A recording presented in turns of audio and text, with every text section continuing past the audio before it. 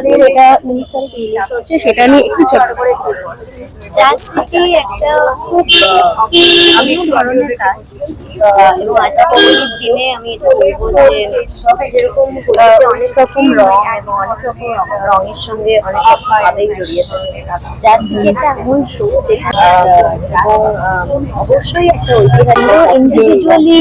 জাজ সিটি একটা এমন গল্প যেখানে ইন্ডিভিজুয়ালি আমরা অনেক চরিত্রের তাদের যাপনের মাধ্যমে আমরা কিছু আলাদা আলাদা জিনিস পাই, কিছু আলাদা আলাদা মানে সেই সময়টা অ্যাকচুয়ালি 1969 এবং 71 ওই সময়টার কথা যদি তুমি ভাবো, ওই সময়টাকে আমরা কিছুটা পাই।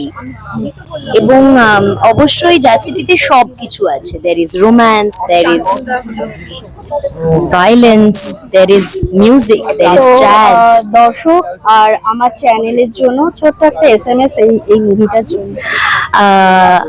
দর্শকের উদ্দেশ্যে এটাই বলতে চাই যে জাজ সিটি দেখুন, 19শে মার্চ থেকে সোনি লিভে দেখা যাবে, সাবস্ক্রাইব করুন এবং অরিজিনাল ল্যাঙ্গুয়েজে দেখুন, যেটা হচ্ছে বাংলা। এবং আশা করি জাজ সিটি আপনাদের ভালো লাগবে। আপনারা আপনাদের ফিডব্যাক আমাদের জানান, তবে অবশ্যই অবশ্যই দেখুন জাজ সিটি। আর তুমি কোন চরিত্রে আছো এখানে? আমি চরিত্রের নামটা এই মুহূর্তে বলতে পারবো না, কারণ ফার্স্ট এপিসোডেই যদি আমি নামটা বলে দিই বড় একটা স্পয়লার হয়ে যাবে।